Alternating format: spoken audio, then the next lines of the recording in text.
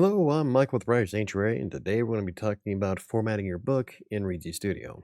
Now, this function works both in the free and the paid version, and although there's not a lot of settings to it, it's still free. Now, if you want your book to have a professional appearance and free, then Reedsy Studio is a good tool to use. So let's dive in on how to set our formatting options. In Reedsy, in the bookshelf, we're going to go to our book. In this case, I'm going to use time lapse, and we're going to click on the Manage button. From here, we're going to go up to Exports. And after the export options, we have all of our formatting tools. Now, in this case, we have the book cover. The first option, if you click on the settings, it's just going to take you to the first screen of the settings where you can upload the cover of your book to Reedsy Studio. Second, we have formatting options. So here we have hide chapter numbers and drop caps. Now, the hide chapter numbers is enabled by default. It has like the number of the chapter that is above whatever chapter you're writing. So in this case, this number one that is above whatever this is, that's the chapter title, and that's the number. Now, this will show in Reedsy Studio, but if you click on the high chapter numbers that is in the formatting options, that number will disappear when you export your book. That is completely based on personal preference. In Kingmaker, I left the chapter numbers in it, but I think I removed them when I did Shadows of Atlantic City. So it all really depends on what you want your book to look like when it comes out to print.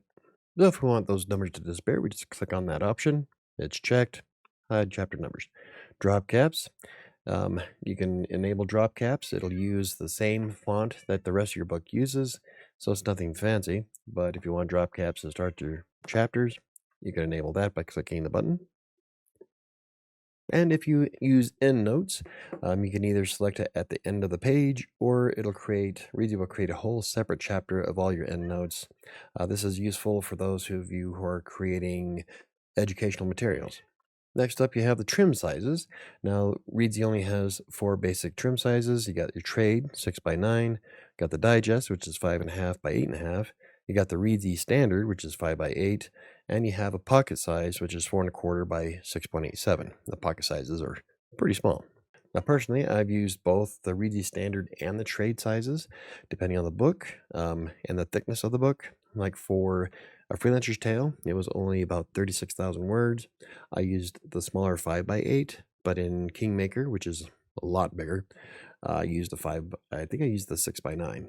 Now, this is all basically for printed paperbacks, but I have found that when I choose to create larger hardcovers, that the trim sizes transfer fairly well in platforms like Amazon. So I didn't have to worry about things getting kind of screwed up. The layout was still great. So again, personal preference, depending on the size of your book or how big you want it. You got those 4 sizes there available. I would say 6 by 9 for the larger novels like Kingmaker or Shadows of Night City. I've got another book, Fury, is going to be more than 100,000 words, so they're fairly large books. So I would go for a 6 by 9, but it's up to you.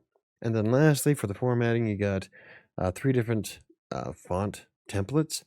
It will still use the same text in the book itself.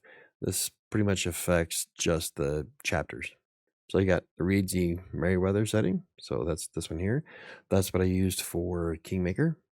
Classic Crimson. I believe I used this one for Shadows of Atlantic City.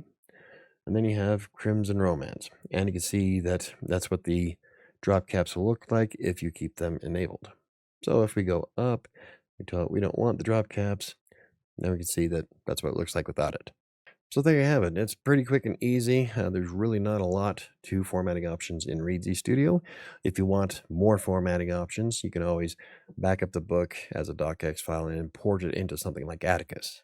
Now to do that, you just scroll down to the bottom of the exports page on Reedsy, click on the backup button here, and it's going to create a new backup of your book. You just close this window, and then as soon as it's ready, you can click on the download button. You'll download the docx file, and then you can import that into something like Atticus, and Atticus will format it accordingly. Of course, you might have to make a few adjustments in Atticus because it will see things like your dedication page, your about page, and the like as chapters in your book, but they're not technically chapters, so you'll have to set those in Atticus as not being a chapter number.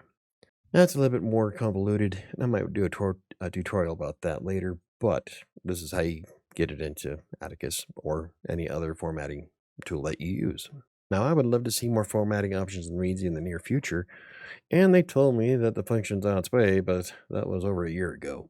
Personally, I don't mind the 3 different variations. I've only used 2 of them. I don't use the romance one. I just like the look of the appearance of the 2 options that are in Reedsy, and the printed versions of my book look professional and complete, and I have no problem with it. When I read a book, I'm reading for the story, not the paint job. But, it's personal preference. Some people like the extra flair and pizzazz that formatting can do, and there are a lot of tools out there that are a little on the expensive side that can do it, like Atticus, $150. Reedsy, free. But like I always say, the best writing tool is the one that does everything you need it to do. And the free version of Reedsy Studio, it works great. I love how, especially the writing part of it, where you can click all the chapters and extras that you want to create, like I did in the previous videos. So Reedsy Studio is still among my favorite. I just wish I had more flexibility when it comes to exporting. So there you have it. That is the exporting options in Reedsy Studio. Very quick and easy. If you have any more questions about exporting, feel free to leave a comment or reach out, and I could probably help you out with that. So have a good one, and I'll see you next time.